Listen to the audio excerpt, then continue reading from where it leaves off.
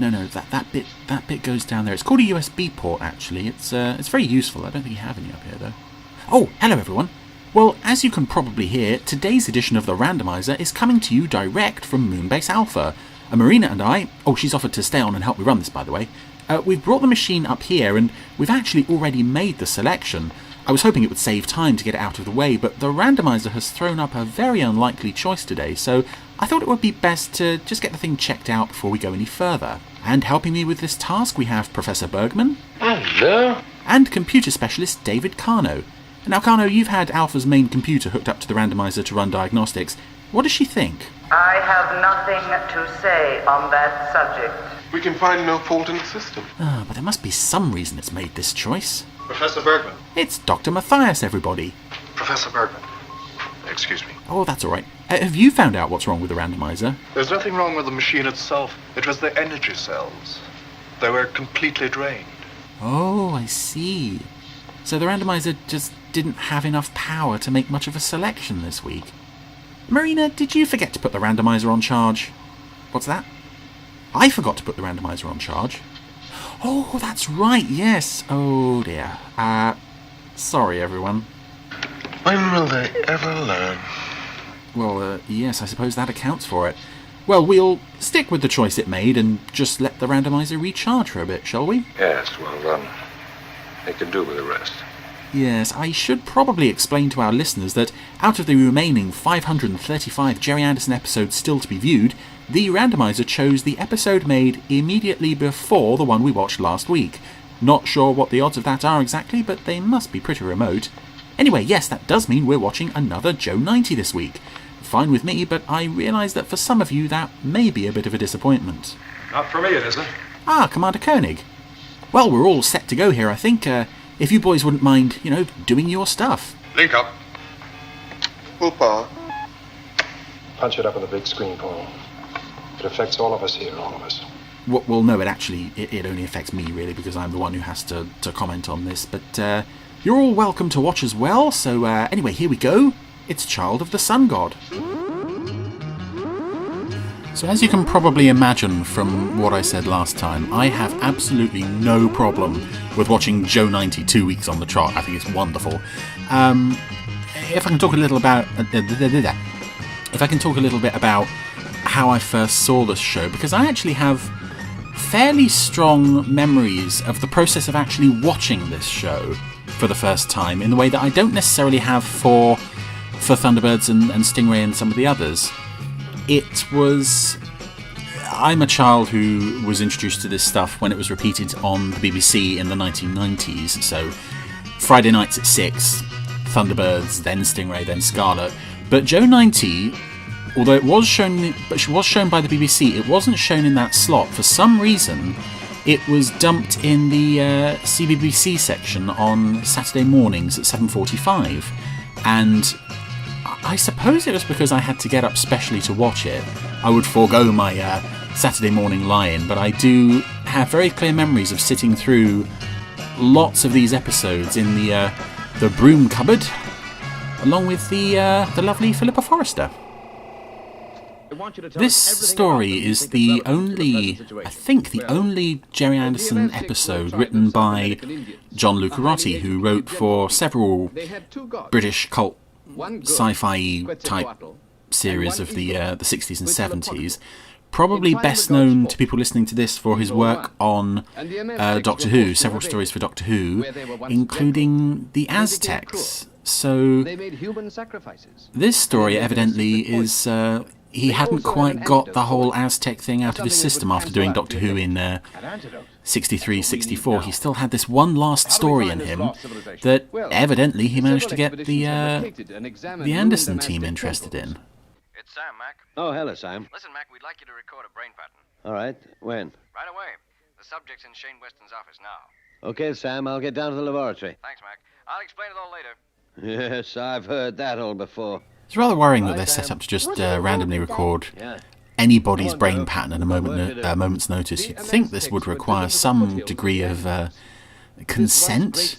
And it's not even like they use the brain pattern and then delete it. We see in several episodes they store these for later use again, which is one of the many slightly creepy aspects to this series, which never occurs to you when you first see it as a child, but when you see it as an adult, there are certain less savoury elements to the idea. Nothing that really distracts from your enjoyment of the show, I don't think, at least not in my case. But, is the recording finished, Dad? Yes, Joe. Yeah, it's a bit unsettling. Oh, What's wrong, Joe? those inoculations I had. My arm hurts. Don't worry, son. Your arm will be better by tomorrow. The rest of you may not be so lucky if you get killed, but your arm will be fine. Oh, and in the background there we have a very rare sight, an actual puppet skull, which I'm struggling to remember any puppet skulls. In fact, we had a skeleton in the Thunderbirds episode, The Uninvited, of some poor soul who got trapped in the Pyramid of Commandades. We also had a selection of shrunken heads in Supercar's Amazonian Adventure. That must have been fun to create strange, slightly morbid things for a show like this with a puppet skull. And given that the show was clearly very happy to reuse main characters from Captain Scarlet, as we'll later see in this episode, it's strange that the two main Amaztec characters we see are both white characters that have been painted brown, when the Lieutenant Green puppet is presumably still hanging around somewhere waiting to be used again. He was used in Joe 90 and King for a Day, so it's strange that he's absent from this episode. I love Sam and Mac just sat around there playing cards while Joe is off on his dangerous assignment. They really don't care. At the start of the series, they would be huddled around a radio, listening intently, making sure that Joe was all right. But now, they're not bothered. He's nearly 10 years old. He can go into dangerous situations without backup or by himself. Not a problem. Now, once again, as I said previously, everyone assumes, oh, this is a kid's show because it's got a kid in it. Well, now we have this slightly strange setup where Joe is staked out and is about to be stabbed through the heart. Again, it's not really an image you see in most kids' shows. I suppose it's admirable that this series continued this sort of slightly sadistic streak that began in Captain Scarlet, but... No! Do you defy the law by killing a child? Yeah, that phrase, killing a child in a children's show, probably shouldn't be there. And going back to what we said about John Lucarotti, he's obviously a very educated man when it comes to the Aztec civilization. I'm not sure why, in that case, this tribe is referred to as Amaztecs, because as far as I can see, there was never a real-life Amaztec tribe. That word was never used prior to this show. I'm wondering if maybe he called them Amaztecs to allow himself certain... Oh my god, there's another puppet skeleton with a ribcage. Wow. Going back to what I was saying, maybe that was to allow himself certain dramatic license for things that... Oh my god, there's a close-up on the puppet skeleton. That is freaky. Oh no, now you can see right up his ribcage. Where are his legs? Where are his legs? Oh, I don't want to think about what happened to him. Joe 90 to base. Come in, please. Hello, Joe. Where are you? Oh, Sam and Mac have finished their card game and they've now moved on to their hot chocolate. Presumably they'll be settling down for bed any time now. And it is a shame that he never got to write for any more Jerry Anderson series, because his work on Doctor Who, I think he wrote 3 stories for Doctor Who. The other 2 being obviously The Massacre, the... help! I don't remember what the other Doctor Who story was. I can't look that up. That's cheating. There's still nothing we can do except wait. Oh, if you're going to wait, then I am going to have to look this up. John Lucarotti, The Massacre, The Aztecs, and Marco Polo. How could I forget Marco Polo? That's a brilliant one. If I can just go back to what I said at the very beginning about when this was being run on CBBC, if you compare it to the other shows, it kind of makes it look like it's the runt of the litter by being treated like that. And it wasn't treated very well. It was given a new title sequence. The teaser was moved back behind the opening title sequence, and a lot of the violence was cut out. But it's still... I would love to see a Gerry Anderson series appear on CBBC. Oh no, CBBC's not really a thing now anymore, is it? No, it's all on the CBBS channel. But again, you realise it's nearly 10 years since any of this stuff really was shown properly on British television.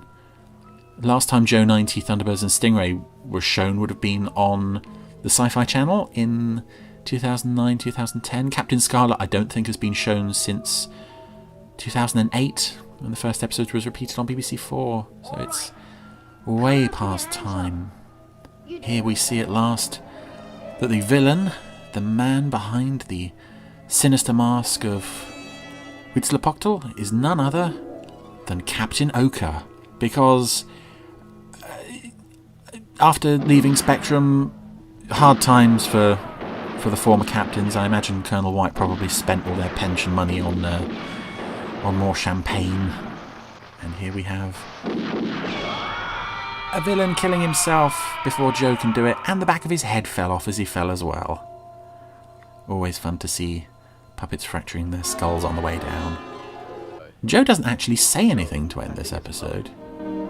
Listen, I was only kidding about that coma. Though it would probably serve Shane Weston right if Joe did knock him into a coma for a while. Because Joe probably did suffer enormously later on in life with various mental issues. But sadly, that's a discussion for another time. Perhaps thankfully that's a discussion for another time. That was Child of the Sun God by John Lucarotti. And I do enjoy it. I do like it. It's... It's nothing spectacular, but there's nothing really wrong with it. It's perfectly decent, and I just wish we could have seen him do more. It's a very interesting first story from a writer who sadly never got a chance to do any more, at least in the Gerry Anderson world. But a lot of his stuff is still out there. Sadly, most of his Doctor Who is missing. But if you ever have a chance, go and watch The Aztecs if you haven't seen it already. And why haven't you seen The Aztecs already? Make it a nice double bill with this and The Aztecs, and yeah, just enjoy it. Just enjoy it as I have today. Catch you later.